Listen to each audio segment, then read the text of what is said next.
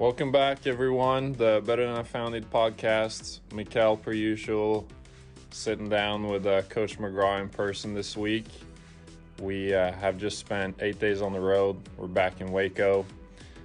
We did a recording with our guest, Will Zalatoris, on the road, but we're finally back in Waco. How does that feel, Coach? Well, it feels pretty good for a couple of reasons. One, it's always good to be back in Waco, but two, we brought a trophy with us this time.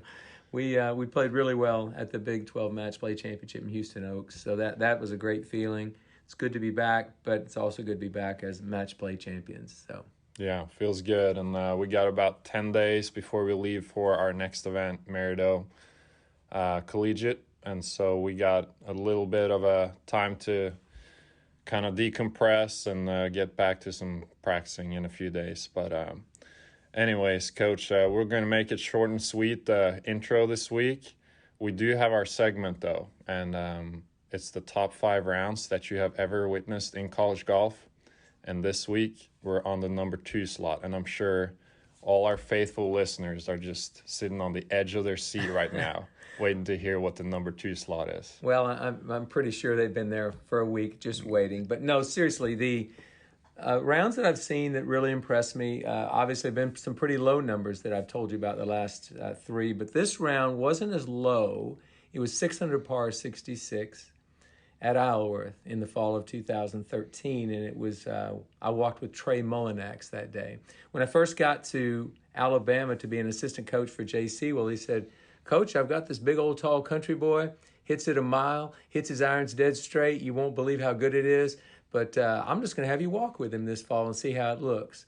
And he just thought it may be a different voice in Trey's ear, and just kind of watching him play that might help. And Trey and I were having so much success together.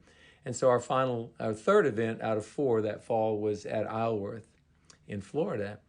And Trey played one of the cleanest rounds of golf I have ever seen and now on a really good golf course. Isleworth's not easy. Okay, no, it's not. Really good golf course. It is a great golf course. He hit 14 out of 14 fairways.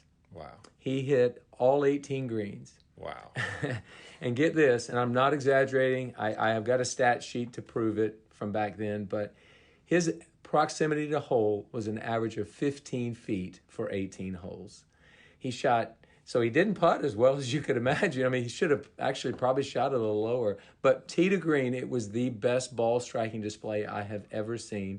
And he went on to win that week, so it did lead to a victory for him, a victory for the Crimson Tide, and he tied Jordan Spieth's all-time record in the Isleworth Collegiate. So, he did something pretty historical that week, but the fact that he literally didn't miss a fairway, didn't miss a green, and hit it that close all day was just stunning. It was a great round of golf. I'll never forget it. And Trey, he's really a smart guy. He did great in school, but, he was almost like he was like, "Is this good or what?" And I was like, "Are you kidding me?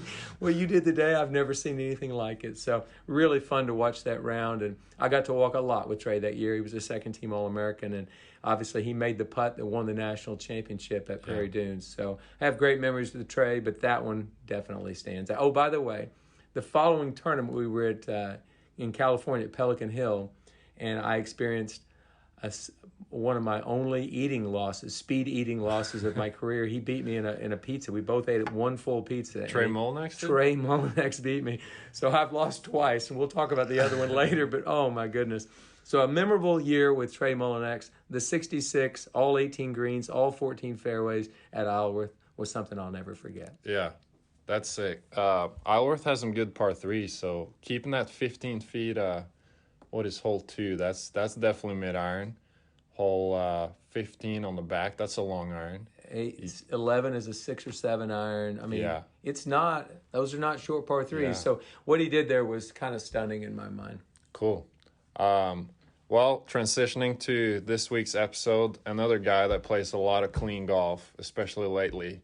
Maybe one of the best players in the world at the moment, playing very, very solid golf for an extended period of time, is our guest this week, Will Zalatoris. How do you know Will, Coach? Well, my history at Oklahoma State was to recruit in Texas quite a bit. So I was down in Texas a bunch, and I saw him. I saw Scotty Scheffler and I saw Connor Black, all three in the same week at a Texas junior golf tournament someplace. And I remember thinking, man, these are three great players. And they were only 12 at the time. But and they all three ended up being very good players, doing things on a national level. But Will, he kind of, he was one of those players. He'd already played in a U.S. junior that summer before. And so at age 12. So he was obviously standing out for a lot of reasons. A kind of a thinner kid, didn't look like he would ever hit it very far. He hits it a lot further now. But I got to know him through the junior golf process. He committed fairly early to Wake Forest. And then I got let go at Oklahoma State, so I went elsewhere and didn't think much about it. And then reconnected with Will in college when he was at college at Wake Forest and I was at Alabama and then here at Baylor. So I think that we just developed a good relationship through the years. I always respected the way he took care of his business. I love the way he handled himself at a golf tournament. I love the way he competes. And honestly, I love what he's doing right now. It's pretty fun to watch a guy that, he started the 2019 year with no status, and now he's ranked 70th in the world. So that's a big jump in just a little over a year. It's pretty impressive. And just the things he's done on the Korn Ferry and the PGA Tour and his U.S. Open performance just 3 weeks ago has been pretty amazing to watch. I love his outlook. I love his passion. He's truly one of the best ball strikers in all of professional golf right now. I mean, you would ask a lot of people, statistics prove it. Strokes gained approach is pretty amazing. So he's an interesting guy and a good friend of mine. So I'm really excited that he came onto the podcast. Yeah, we're thankful for Will, for taking your time, Will. Thanks so much. We actually recorded this Tuesday night. That was after the last round of Colonial. And so we were sitting in a hotel recording with Will. He was sitting in a hotel in Jackson, Mississippi. And unfortunately, he did miss the cut this week. So maybe we weren't a good omen for him or whatever. But we're certainly rooting for Will. We're thankful he came on. Thanks for being just open and just a really good dude. And he's super easy to root for. So let's hear from Will Zalatoris.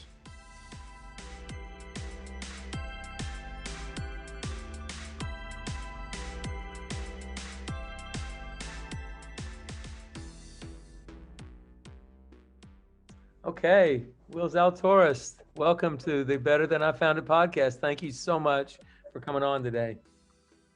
Coach, it's a privilege. Thank you for having me. Well, this is great.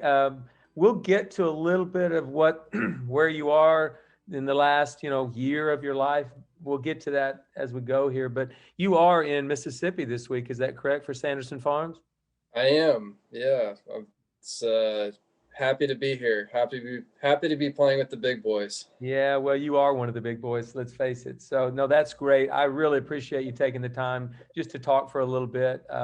I've been trying to come up with really interesting people, really inspiring people in this podcast that give insight. And I know you can do that. And I've really enjoyed watching your career through the years. When you were just a little junior golfer, I noticed 3 players when I was still at Oklahoma State that were young 2014 graduates, but you guys were ankle biters.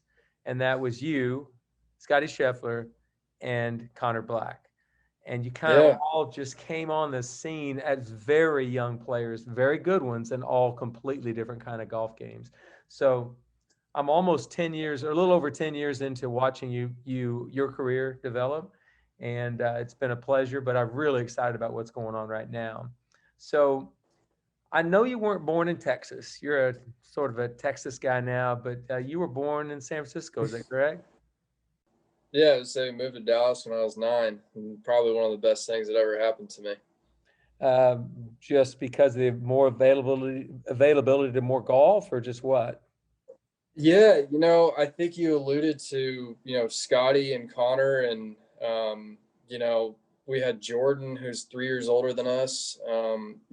Texas golf, specifically NTPGA, has such great funding, and I mean, you could play basically an event every single day in the summertime. And on top of that, we've got some really world-class teachers that are around town. So you add in the competition, you add in great teachers, and fairly decent weather year round, it's just a, recipe for success. Well, I would agree with that. I'm obviously from Oklahoma, so I didn't live in Texas until I got to Baylor. But I did watch as I was working at Oklahoma State for Mike Holder, and then later when I was the head coach, we did a lot of recruiting in Texas. And there was a reason. There was a reason that some of the best players in all of junior golf are in Texas. And I think you could safely say that Florida, California, and Texas produce the lion's share of the junior golfers. And I don't think Texas takes a backseat to anybody. In fact, I think there's been 9 U.S. Junior champions in the last 20 years from Texas. I mean, just do the math there. That's crazy.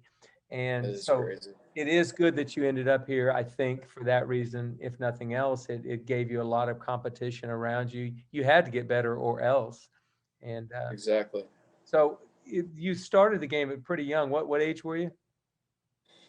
The joke in my family is that I started when my mom was 6 months pregnant with me. She credits her over the top swing because of me and with their baby bump. But I got into it really where my dad would start bringing me out on weekends. 3 or 4 years old, but I didn't play a single golf tournament until I moved to Texas when I was 9, but it was always something that I wanted to do. I played baseball, I played basketball, I played a little bit of soccer growing up. I played baseball later than any other sport. I didn't quit till I was about 14, but golf, basically the way how I got started in it was my dad would take me out on Saturdays after he plays a little Saturday morning game, and we'd play 1, 2, 3, cut over on number 4 and go to number 9 at Cal Club and get an Orange Julius milkshake and drive on home. And so that's how I got into it. And then my dad wanted a little bit more structure, just as opposed to me just hitting golf balls with him. He's like, look, I'm a 15 handicap. If you actually want to, be good at this, you got to take lessons. And so he took me to Jim McLean Golf Center where Greg Copeland taught me. And basically until he moved to Texas, and he really kind of fueled that fun feeling of playing golf. And he was so great to me, giving me, it was basically a driving range and a 9-hole par 3. And, was giving me free balls to, go practice. And they had those big nets that are like 10 feet wide with the yellow diamond in them. And I try to basically knock, there was one that was about 80 yards out, and I tried to knock as many balls into the diamond as I possibly could. But, always made it fun. There's little things on the range where it's like, we're on the top, it was a double decker on the top level, trying to chip it down this wooden fence and see how long you can get it to chase down the fence, or try to land it, up on top of one of the nets. It's stuff like that, just made it so fun that, I guess, kind of a golf junkie at a young age. If I'm 6 or 7 years old and I'm having fun, basically giving me 150 range balls on an open driving range. Wow. Yeah. See, I love that story because so many really good players, their fathers were very instrumental. You talk about 2 of the greatest players who ever touched a golf club. Charlie Nicholas absolutely worshiped the time he got to spend with Jack on a golf course. Was just something they treasured. And I know Tiger Woods was very much the same with Earl. So, and then you could just take hundreds of thousands of parents that have made golf available to their kids. But the key you just said was they made it fun, and something that was enjoyable to do. So yeah, and it's even to this day. My off weeks, the first couple of days, I typically will try to take off if I have 1 week off. But that Tuesday or Wednesday, there's a very good chance you'll find me playing with my dad, and that Saturday or Sunday you'll probably find me playing with my dad. It's something that it's always been our thing. My mom. The joke line that I always tell people is, because I get the athleticism from my mom's side, is my mom plays 2 or 3 times a year and she'll break 90, and my dad plays 3 to 4 times a week and barely breaks 90. Well, she was a track athlete at the University of Oregon. Is that right? That's right. Yeah. Doesn't sound like he was. Thankfully, I've got my mom's athletic ability. Otherwise, I wouldn't be sitting here talking to you. Well, that's good. Now, but that's another thing. So he gave you sort of the love of the game. Let's have fun. Let's go do this. I'm not good enough to help you, but let's go enjoy it. And you still do today. And you got a little bit of the competitiveness from her, I would think. Yeah, 100%. I always say she's the strongest person I've ever met in terms of doesn't matter what she's got on her plate. My dad is retired, but my mom's still working hard, working like crazy. Um, she still runs and works out 5 days a week. I mean, she's she's incredible, and not to mention just somebody that to kind of have a sports psychologist, if you will, kind of in the family. It's pretty cool. Wow, that's another huge advantage. But so your parents are obviously the biggest influence on your golf in different ways. But that would that be true then? For sure. 100, yeah. And kind of a little fun fact, talking about my dad about making it fun, you know, and this is everybody, parents have different philosophies of how they raise their kids and whatnot. But my dad, to this day, has never been to a single one of my golf lessons. Wow. Um, he's paid for a lot of them, but he's literally never been to a single one of them. I mean, that's something that he prides himself on. He's like, hey, look, it's your thing. You do you. I mean, he's told me multiple times, Bill Walton with his son Luke, Luke tells a story about how he's playing a high school game and, gets done with the game. He's kind of frustrated with how he played. And Bill, instead of, a Hall of Fame basketball player, instead of saying, hey, let me tell you how to do this or that, he said, do you want my advice? And, some days Luke would say no, and Bill wouldn't say anything. And, Bill made sure that it was Luke's thing. That's pretty amazing there. Yeah. And it's hard to criticize parents. I'm not one. My wife and Yeah. I had children, so it's hard to criticize a parent, but it's great when you see somebody doing it where you know it's for the benefit of the young man or girl, and that success comes from it. That's amazing. Yeah, no, and that's it. That's my whole point of telling that story is it's my dad's always had a pretty strong philosophy of how, if I wanted to be good at this, like, hey, it's your thing. That's always been his thing. Wow, that's good. Well, I know that your dad was influenced by his father. Your grandfather was a pilot. Is that correct? That's correct. Yeah, we actually flew the last 747 that American ever flew. Oh, wow. Yeah. That's crazy. And your dad has flown as well. Is that correct? Yeah, he flew for a long time. Both my uncles flew. None of them, actually, all three brothers. My dad's one of three brothers, and they didn't follow my grandfather in flying commercially, but they all flew kind of on their own. And yeah, my dad probably hasn't flown in a little while, but it's something that since he's retired, he's talked about it quite a bit. And are we going to see Will behind the wheel of a cockpit up there in an airplane someday? Maybe. I'd love it. I mean, it's in our blood, and we were talking about it. How it's something that when you're flying, it's you've got to be at full attention. You're fully mindful of where you are, and that's something that when you're a golfer, where at least it's something that I've learned as a professional, and even for the kids in college, where it's get up, go to class, go play golf, work out, whatever it is, boom, boom, boom. How it's easy to just kind of lose your mind. Something that where you just have to sit there and focus. It's kind of enjoyable. That's great. Well, we're going to talk about your career at Wake Forest here in just a bit, but really the most famous golfer / pilot in history is Arnold Palmer. And I know you have a great amount of respect for Mr. Palmer, but he was literally a pilot when he got in that plane. He was no longer the most famous athlete in the world. He was just a pilot, and that's the way he treated it. And I've seen several documentaries on that and read some about it. I mean, I'm sure that's the way you would be, right? Yeah, I mean, he's obviously walking by his statue every day for 4 years. I've got a ridiculous amount of respect for that guy. That's great. That's great. Well, so we'll get to that Wake Forest career here in just a bit, but I do want to say you moved to Texas, and from what I know, that's probably one of the greatest things that could have happened to your golf was moving to Texas. 100%.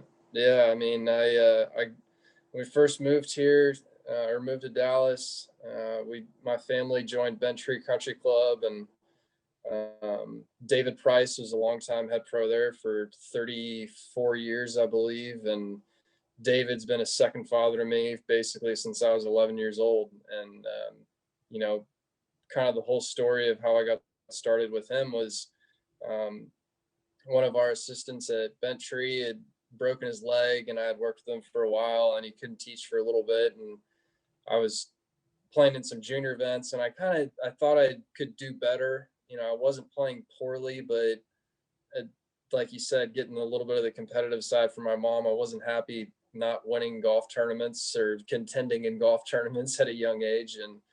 And Mr. Price and my dad went to Mr. Price and said, you know, hey, would you mind, you know, working with Will? And he said, why don't we just have a sit down conversation? Like, you know, I know he's 11, but let's just talk. And Mr. Price actually worked with Harvey Penick for growing up, and he tells a story about the first few lessons that he ever took from Mr. Penick. And he's a strong left-handed kid from West Texas and would just hit kind of a going draw and never really released the golf club. And Mr. Penick showed him how to release a golf club. And he said, you know, grab a pitching wedge, and I'm going to show you how to release this golf club, and I want you to hit 15-yard shots with it. And, you know, we'll come back tomorrow and we'll work for a little while on it and hit something longer. So David ends up hitting chips basically for 3-4 hours and ends up going home, comes back the next day, and Mr. Penick said, well, you know, how you feeling? He said, well, I'm a little sore. You know, I'm just not used to my left hand releasing that hard. And he goes, well, good, let's try to hit something longer today. And so David's thinking, I might hit something longer. Gives him an 8-iron, tells him to hit it 50 yards, come back tomorrow. And what he basically told me when I was 11, and he knew that I wanted to be good and knew why I was sitting in there, which it's a tough thing to, you know, if the kid doesn't want it, it's kind of hard to have this conversation with it, but he knew that I wanted it. And he said, look, I know you're out here having fun, but you know, when you're out here playing with your buddies, like, are you out here just because it's social hour, or are you out here because you actually want to get better? And, you know, my 1-hour lessons with Mr. Price would go basically, we had a couple 1-hour lessons. I would go 2.5 hours just because we were working on something and wanted to get it down. And ever since then, he's been there for me through the thick and thin. And obviously now he's retired, and, you know, even to this day, we'll start hitting golf balls and we'll just sit there and talk and kind of talk through things, go through memories, kind of talk about life in general. I mean, so to kind of have somebody, like I said, he's a second father to me. Probably one of the most influential person in my life that's not a family member. Man, that's a great story. My dad was a club professional for a long, long time, and occasionally I'll get an email or a text or a message from somebody who took golf lessons from my dad when they were young, and I love hearing that because you never really know what the impact is going to be, and it's obvious that David had an amazing impact on you, and it's resonated with you even to this day, and probably will for the rest of your career. Absolutely. Yeah, that's great. Well, I mean, it's good that he taught you those things, and you know, as you've developed your junior golf career, you started getting noticed pretty well. A lot of people noticed who you were, and you did something I'm not sure will happen again, and I don't know that it's happened before. So I don't have this record, and I'm going to ask you if it is a record. Is 5 U.S. juniors in 6 years a record for the USGA? It is tied for the most appearances ever. Yeah. Tied for the I'm not sure if any of those five actually missed a year like I did, but when I missed it my junior year of high school. But yeah, I mean, a lot of fun, a lot of experience, a lot of amazing experiences. Okay, so before we get to the last of those 5, which is pretty amazing experience, tell me where each of those 5 were that you played. 2009, was it 9? 2009 was Trump, Bedminster, New Jersey. 2010. I know where they were. If you need help, I know where they are, but go ahead. I know where they are because I'm trying to think of who I lost to in all the match plays. 2010 was Golf Club in New England. I lost to Bryson DeChambeau of all people in the first round, fast exit. 2011 was one that Spieth won. It was Gold Mountain. 2012. The 2011 was Egypt Valley. 2012 was Golf Club New England. Then I missed 13, and then 14 was Carlton Woods. Gotcha. Yeah. Okay, yeah, you got them. That's good that you can remember. Yeah. So, I mean, that's pretty amazing to get in there, because really, the junior qualifying is not the easiest qualifier to get through. I mean, it's just not. Yeah, well, so when I was 12, the first time I qualified, the qualifier was at the Honors Golf Club in Dallas, which is now Maridoe, and I had always loved that golf course. And the week prior to the qualifier, I played at AJGA Junior All-Star, and I shot 65 the last day with 8 putts on the back nine. Wow. And won the golf tournament by 1. And then I went out the next week to the U.S. Junior Qualifier, and I was 3 over for my morning 18, and then was 3 over through 6. So I'm 6 over total. And 16 went off the back in the afternoon. I said, let's just try to get a birdie or whatever. And granted, I'm 12, but try to get a birdie on this par 5. And then I made a 20-footer, then made another 25-footer, then made about a 10-footer, then chipped in on 1, and then made a 6-footer on 2. And now all of a sudden I'm birdied my last 5 holes, and I ended up holing about a 40-yard wedge shot on 6, and then birdied 8, 9, and got in by 1. And so it was 9 under for my last 12, and ended up getting in. And so that was literally the first experience of my life where I was like, I can compete with these guys. I know I'm 12 years old, but I can compete against these older guys. I've now done it. And I think that's why, especially playing against guys like Jordan and Scotty all those years growing up, I think it's especially hanging out around the older kids, that's something that kind of gave me a little bit of that confidence that I can kind of contend anywhere. I think it's important for any of us to have people pushing us always, or to find people that you're not as good at and go figure out how to beat those people. And what doesn't matter what endeavor you're doing, what profession. And so that was a big reason why moving to Texas was big for you, because there's so many good players. And it's not like given that if just because you drive to Waco or you drive to Austin that you're going to win a junior golf tournament. There's plenty of good kids in those towns. Absolutely. Absolutely. Yeah, well, so your career started developing, and you've become this highly ranked junior player, at least in your class. You were one of the best in the country in your class. And then there was kind of a time when, toward the end of your junior career, that it just wasn't as good as it was, or at least you were in a lull. Would you would you call it that? Yeah, 100%. From my end of my freshman year to the start of my senior year, I had grown 11 inches and started kind of not hitting it very well. And something that I kind of has always been a fault is I've always been a pretty big tinkerer and trying different things. And, when I'm not hitting well, not putting well, and, having that success and those high expectations at such a young age, I just wasn't mentally, mature enough to really, kind of take a step back and kind of start over and rethink kind of how I'm playing or, what I'm doing. And that was kind of where, Scott Fawcett had been a really close friend my entire life, or, really since we moved to Dallas. He had kind of been there for me kind of through that all, and really try to help me kind of get things back on the right track. And started working with Cameron McCormick, and those two put together in 2014 that really kind of turned things around for me. Well, Scott kind of gave you obviously Cameron gave you some technical instruction and kind of helped you work with that part of it, but Scott kind of gave you something that you probably never thought you were going to get or didn't think it was coming. I'm sure of that, correct? Yeah, absolutely. So, the whole story that with Scott and I was, it was the summer before I was heading off to college, kind of played a little bit better. I had won a couple high school events by a lot, which, I know that they're not AJGA invitationals, but enough to kind of get me going again and feeling pretty good about things. And, he just said, "Hey, I'm going to come caddy for you in the state am right after I qualified." And I said, "Yeah, it'll be fun.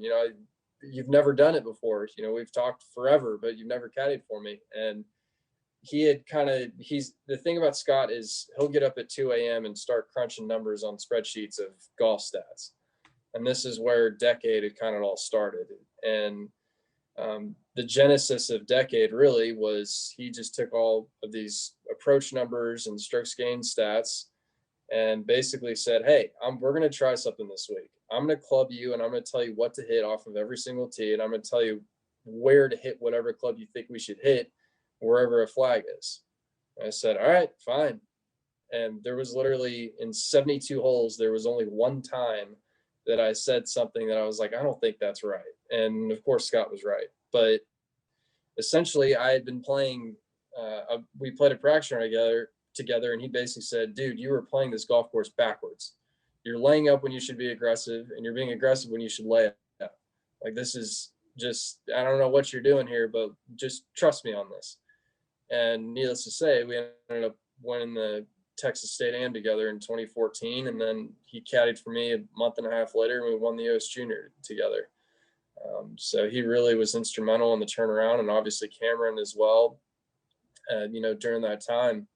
So, Scott's, I've always said this about Scott. I love him dearly, but he's a great older brother, but I don't want him as another father figure in my life. I've got DP for that reason right there. So, but he's one of the best older brothers you can ever have.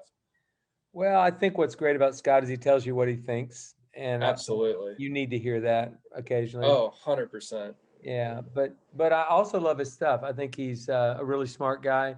And I showed a PGA Tour player his data and his information probably 4 years ago.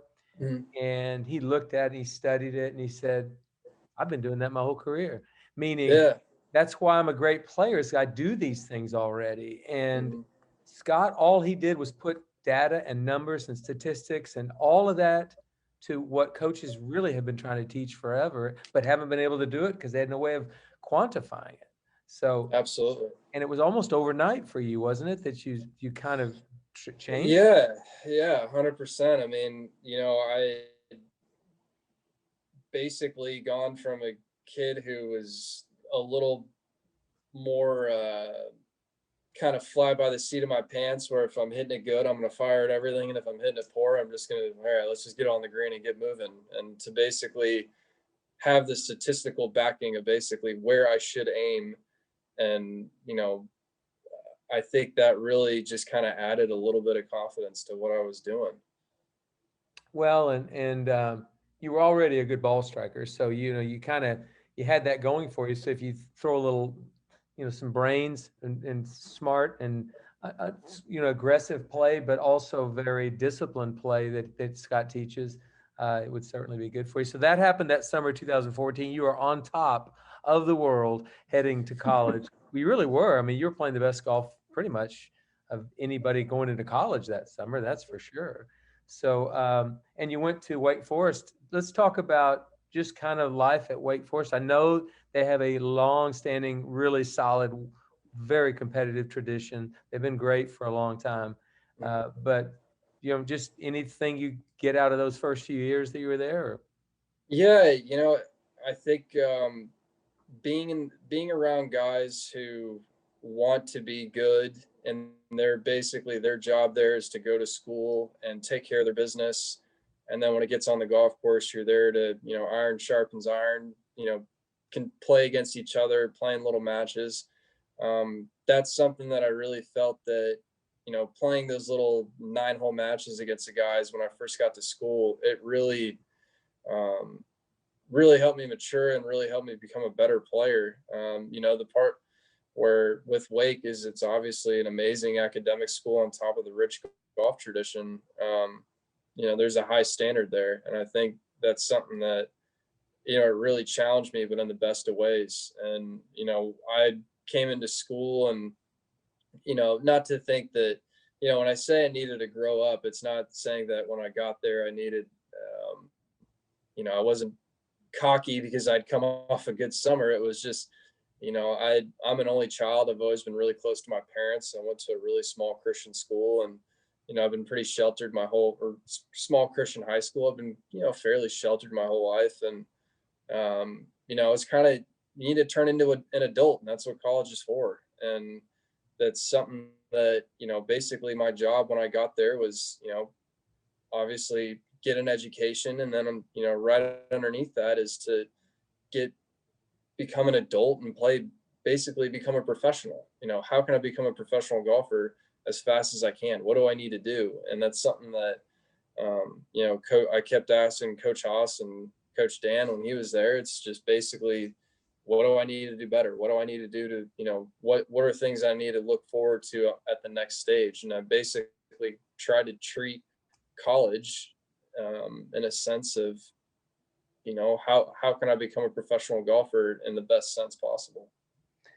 Well, we coaches are always trying to tell kids to do that. So maybe you can help us out with that one, because that's truly what it is. It's 4 years to grow up. It's 4 years to learn more about yourself.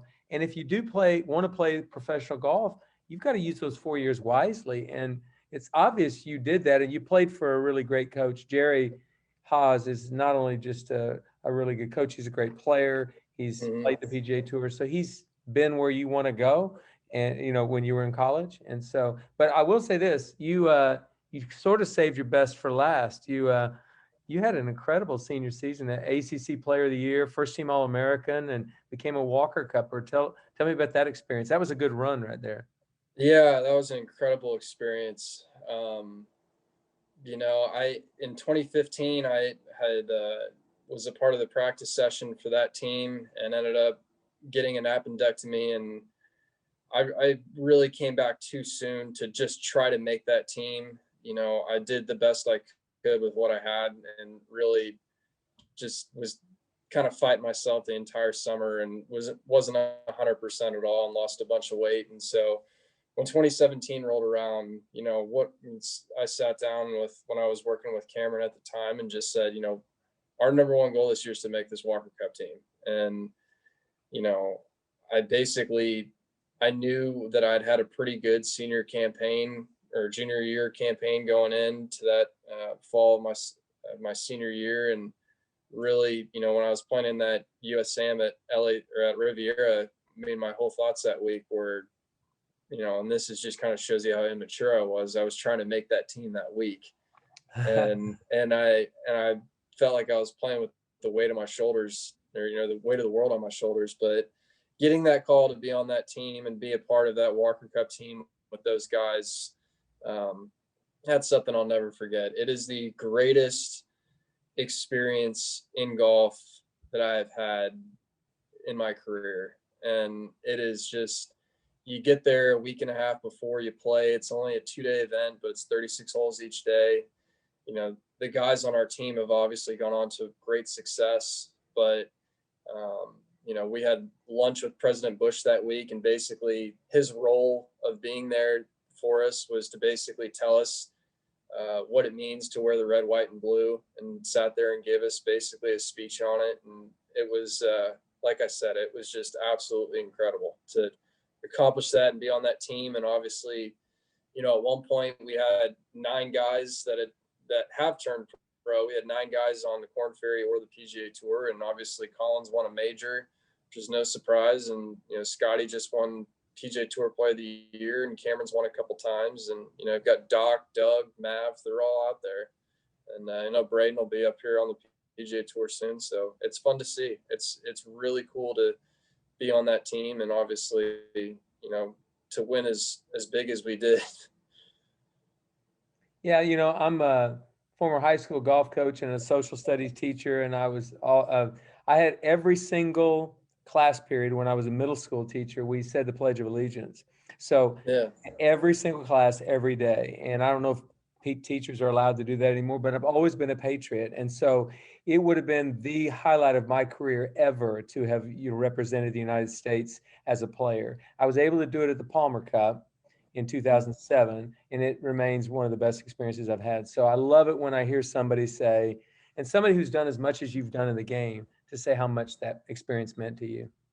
Yeah, well, and I even, I'm in my hotel room in Mississippi right now, and my duffel bag that I use for all my clothes is the Walker Cup duffel bag, and then I've got a workout gear bag that's from the Walker Cup as well. And I think my backpack's from the Walker Cup. So it's obviously it's not about just the Walker Cup. It was more about 10 guys representing the country that week, and you're one of the 10. It's it was hard not to get misty-eyed when they're playing the national anthem, and you're all standing there together in our green jackets and our American flag socks, just basically come out the next day firing.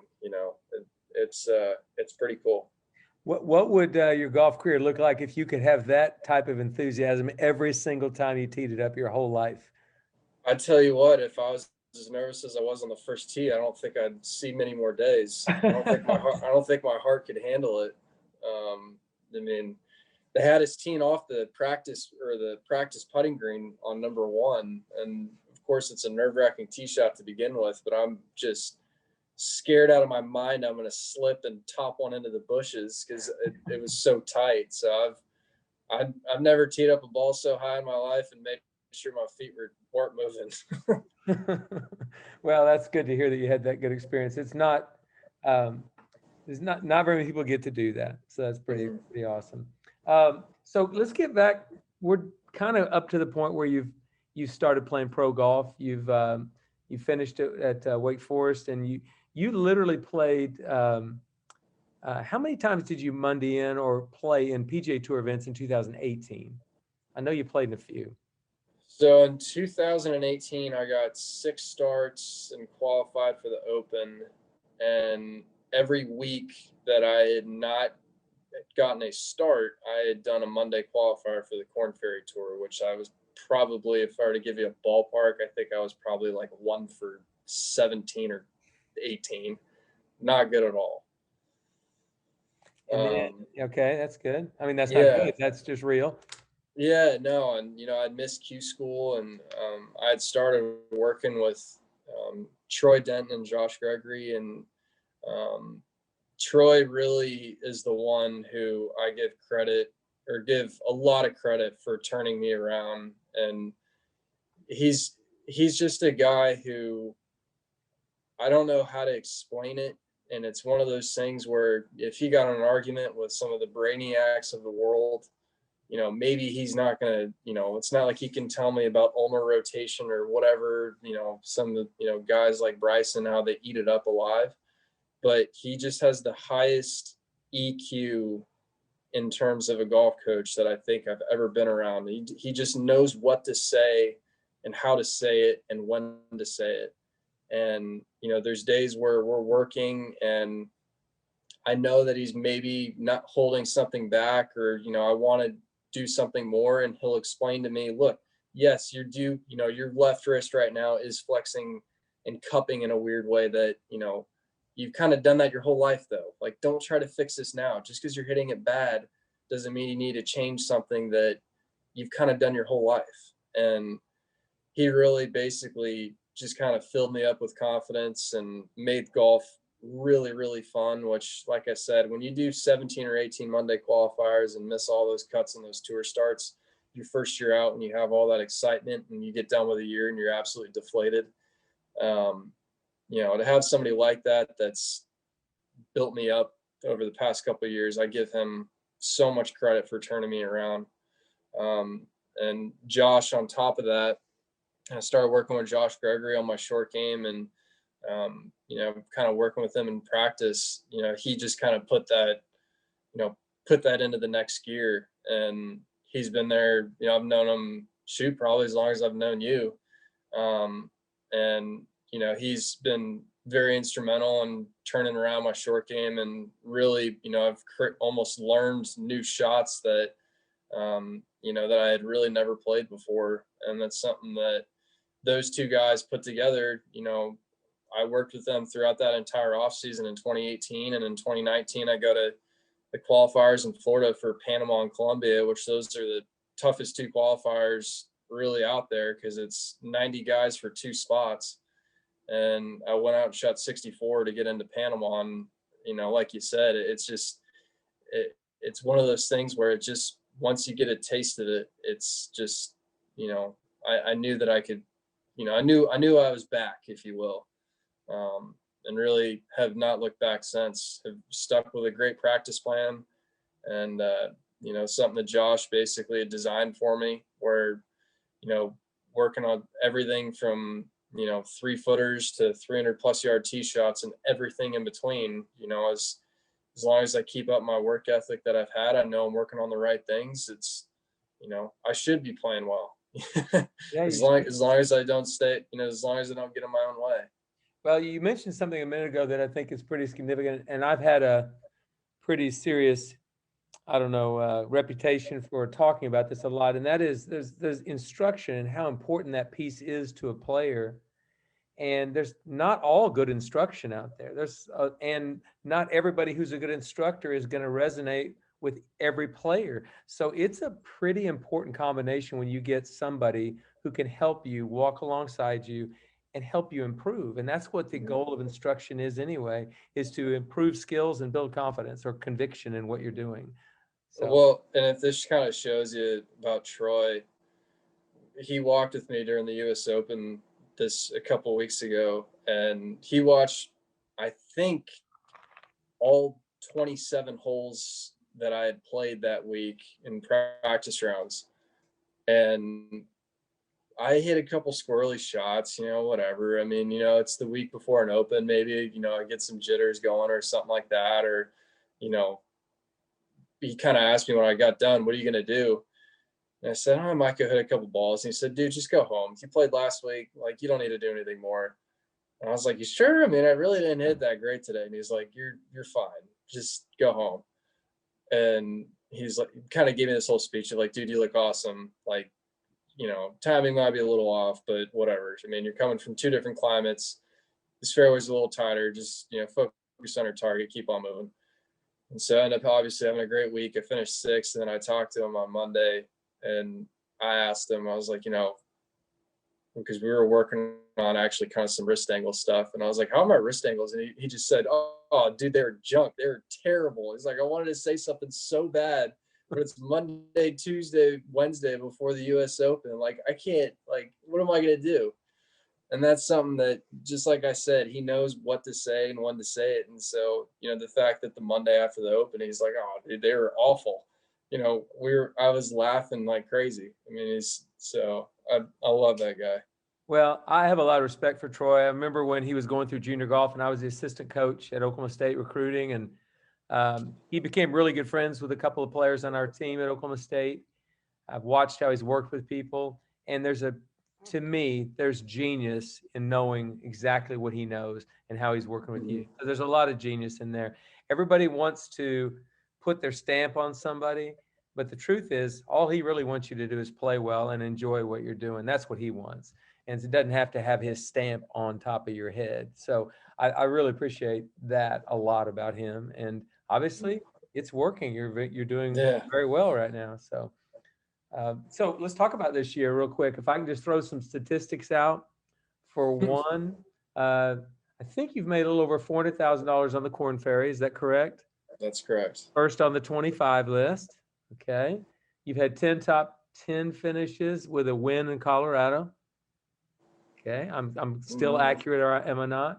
Yes, you're correct. And then you're on a pretty good run here in PGA Tour events. You finished sixth in the U.S. Open, which I want to hear a little bit about that golf course, because I've seen it, been there, but I've never been there in the conditions you played it. And then last week at final round 65, really great way to finish, and finish tied for eighth at Punta Cana. Is that correct? Thank you. That's correct. Spot on. Tell us about the U.S. Open. My gosh, what an incredible golf course that week. Yeah, I had never been to Winged Foot prior to Monday. I knew immediately standing on the first tee when I was looking down that fairway and seeing that it was about 20 plus yards wide and had blown about 25 off my left, that it's going to be a fun week. And then obviously you get on that green, and I'm looking in the book, and the greens books, they've got those colors of where you could possibly put a pin, and there's literally 3 spots: middle left, middle, and middle right. And besides that, you can't pin it anywhere else on the green. And I was like, this is going to be a fun week. And, I think that something that Troy is really, and, kind of give you a little insight with what Troy and Josh and I, when we sat down last year, that we talked about, was I wanted to understand my golf game as much as possible. I wanted to understand my fixes so I can come out, and instead of it taking 2 weeks to fix, it takes me a couple days. And in reality, I think that that's something going into, playing that Open, where you just can't be perfect. And I wasn't really hitting it that great the week before in Chicago. It's nothing to really I had a nice finish, but I just made everything I looked at, basically the last 27 holes, to give myself a chance to win. But the fairways were so tight and so firm, having 6 inches of rough. Only some spots were gradual, that, the tour, or I think the field average was like 39% of hitting fairways. So basically it's just hit it as far as you possibly can. And if it stays in the fairway, that's wonderful. And if it doesn't, do your best to gouge it out and just try to find the best place to make par and not make 6. And that basically, kind of that explanation, when, those fairways are that tight and that firm, and you're putting on greens that are running 13 and they're putting pockets, the guy who's going to win is going to hit it the farthest off the tee, and he's probably got to hit just a couple more fairways. And Bryson DeChambeau hits it 328 and hits 41%, while the field average hits 39%. So he's hitting it farther than everybody else, and he's hitting just a couple, maybe one more fairway. So it's that golf course, on the golf architecture side, I can't tell you how many times I was in spots where I'm laughing at myself because I'm hitting a shot out of the rough and I'm kind of thinking, maybe I could push the edge a little bit and try to cover that bunker and maybe run it up on the front. And I put my club back down and I'm like, yeah, we're knocking this thing out to the side. It is so perfectly placed with some trees and bunkers that, I mean, I know I had a great week, but in terms of golf course architecture, you could stand on every hole and put 10 different pins and explain how one spot could be perfect for this day. And the next thing you know, that spot is absolutely garbage for the next day. It's an absolute incredible golf course. Yeah, I think so too. You were mentioning the first hole you saw, number one, that green. That's Jack Nicklaus putted it off that green, the first hole of the 1974 U.S. Open, and made double bogey. I believe it. So it was just that was a great way to start the Open, So yeah, I mean, I had played the Romain Langasco I played with, tried to knock one up on the green, put it in the front bunker, landed one on the back left corner of the green from 40 yards away, and it had some spin on it, and it literally ran for probably 50 seconds from the back left corner of the green all the way off the front, 20 yards off the front edge. I mean, that ball probably traveled a total of 120 yards, and he had to walk about 40 feet. Yeah, well, it must have been an amazing experience for you. Your first top 10 in a major, and obviously got you in the next week. So tell me about that week, because I know you just barely made the cut at Punta Cana, correct? Yeah, I had a par the last. I made it on the number. I self-admittedly, I was a little bit drained those first couple of days, and I fought as hard as I could. I really did not have a great attitude, and kind of acknowledged that going into the weekend, and just try to hit the reset button. And Saturday, I actually played really well, but just didn't get a lot out of it. I kind of just hit a bunch of shots to 20 feet and just didn't really make anything. And then Sunday, I got nothing to lose. I mean, find some sort of motivation to play good, whatever it is. I mean, it doesn't matter if you make any bogeys. I mean, it's like, I'm not, obviously, I'm trying to get a card here, but I mean, if you shoot 74, 75,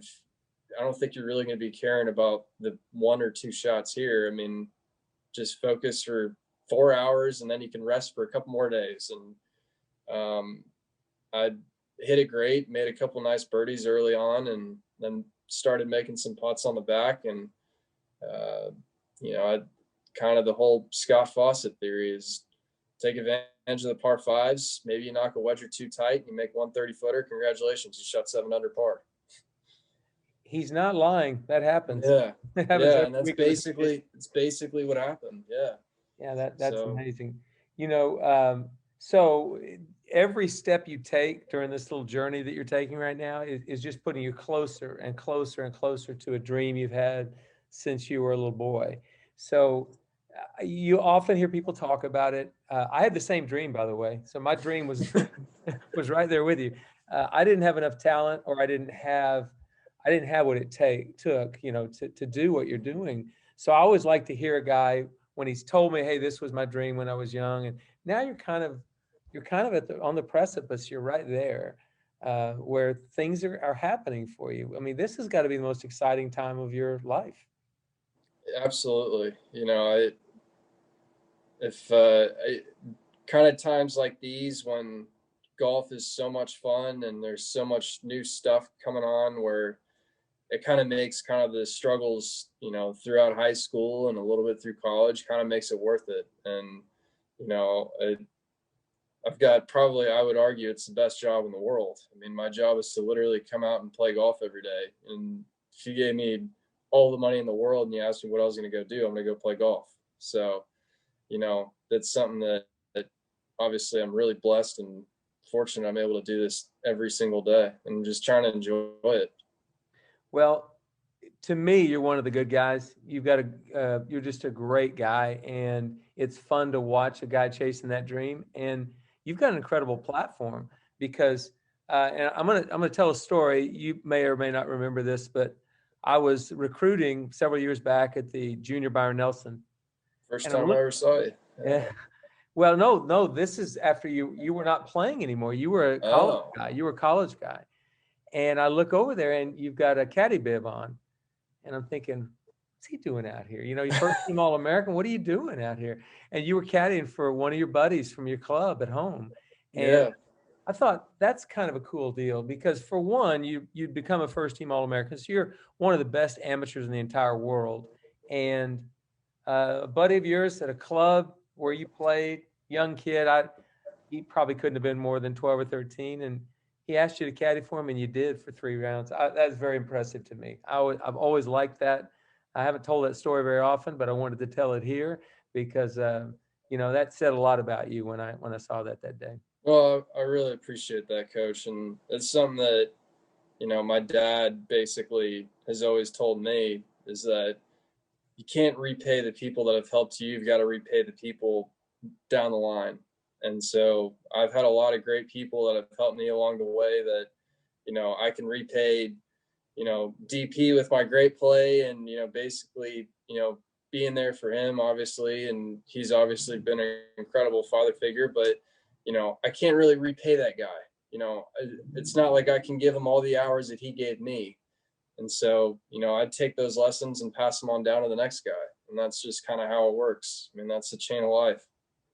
Well, you got a big fan here. I'm a big fan of yours, always will be. I think it's amazing. And I'm excited watching this journey. I know you're excited going through it. And really, the journey is going to start up again basically on Thursday about 1:50. You got a team playing with another ACC golfer too, aren't you? Vincent Whaley. Oh, yeah.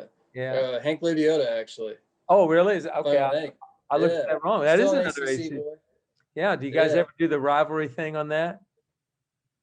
I mean, they beat us so bad in football all those years that I don't have much room to talk. So I'll make sure I give them a little go Deeks here and there and make sure I remind them the first game day of the season was in Winston-Salem. But besides that, I don't have much room to talk right now. Okay, I got it. That's good. Well, listen, I want to do this. I'm not through with you yet. We're gonna do a speed round here in a minute, and I'm gonna ask you to answer a bunch of questions. And but I just want to say we want to wish you the best of luck as you head closer and closer to this dream that you've got. Really enjoyed watching the good play that you had. I know you're excited, and I'd say just go ahead and keep winning. Just win stuff, right? Yeah. Well, Coach, I don't mean to hijack your podcast, but I got to say something real fast that I've never played a hole for you in my entire career, and every good round I've ever had, you've texted me. So it means the world to me, and obviously you're one of my favorites. So thank you. That's a mutual admiration right there. I appreciate that very much. So thank you for saying that. But all right, you ready for the speed round? Let's see it. Okay, the first few questions are because you are a self-acclaimed foodie. Oh, man. So now, I don't know how anybody as thin as you are is truly a foodie, but let's just go with this, okay? Your favorite food in Dallas? Favorite food in Dallas? I guess I'd mean restaurant by that. I am going to have to go with either 18th and Vine, which is a barbecue joint. I know they're very close family friends, but they're burn ends. I'll put them up against anybody. Okay. Either that or Lachine, which is our favorite. It's a Chinese restaurant, and they do this high octane fried rice that I don't know what they do. It's got to have, I mean, it's so addictive. It's incredible. So, Okay. I mean, I could eat both of those every day for the rest of my life. Very well. Very well. Okay. Favorite food when you're on the road, when you're traveling, going to these tournaments? I'm kind of boring just because I try to eat so healthy. PFF, protein, fats, fiber. I mean, Chipotle does the job. It's the easiest one to go with, but with COVID, I haven't been able to venture out much, so I've kind of stuck with the usuals. Gotcha. Okay. Your pre-tournament meal. What would the meal include? If you want to have one last meal before the tournament. No carbs for sure. Kind of the same thing. Like I said, just protein, fats, fiber, anything that makes sure that my sugar levels don't spike before I head out. I just want to make sure everything, keep the glucose down, or, like I said, no sports drinks, no carbs. So. Perfect. That's thinking. And, that's another thing about your generation before I continue. You guys are becoming more health conscious, food conscious than the generations before you. Yeah. Well, and I've just noticed it. I mean, I've honestly, I've tinkered with it a little bit over the past year, and I've noticed a big difference in what I eat and how I feel. That's great. Okay. Least favorite food in the world, something you literally hate. So I don't hate really any foods, but for some reason I cannot get into curry.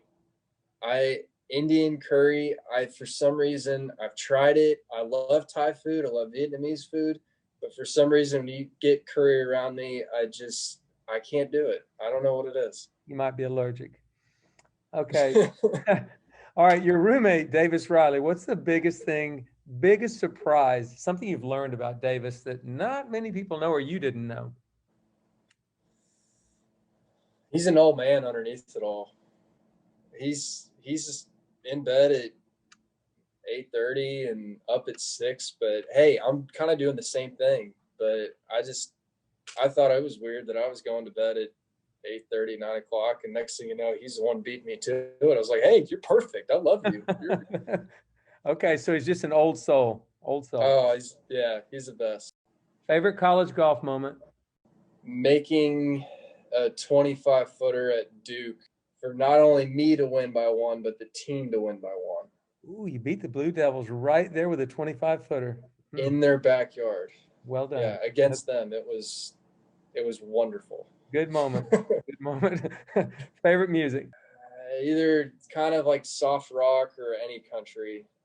I'm more, when I listen to music, I'm more about relaxing than, I don't need rap to get me all pumped up. There you go. I like it. All right, Shawshank Redemption or Remember the Titans? I'll probably go with Shawshank Redemption. I think it's one of the best movies I've ever watched. Yeah, every time I'm scrolling through the channels, it's on. I just stop whatever I'm doing. I watch the rest of that every time. Shawshank Redemption and Inception. Oh, yeah. Good movie. All right, dream foursome, you and three others. Who are they? Tony Romo, Tiger Woods, and Tom Brady. Wow, you just went pretty much icons. Good job. Okay, tournament you most like to win? Masters. Perfect. I want to see you win that one day. I do. I'd love it. Well, gosh, Will, this has been great. I appreciate you just taking some time out. You've given some good insight as to who you are, where you've come from, and a lot of people in the world of golf are taking notice. Not just people like me that have known you for 12 or so years, but a lot of people are going, man, this guy's really good. So we're happy for you, excited, and just really looking forward to watching it continue. Coach, you're the best. I really enjoyed this and always enjoy my time with you. So I hope there's a lot more of it down the road soon. Absolutely. Well, go get them. Have a great week. Yes, sir. Thanks, Coach. We'll see you.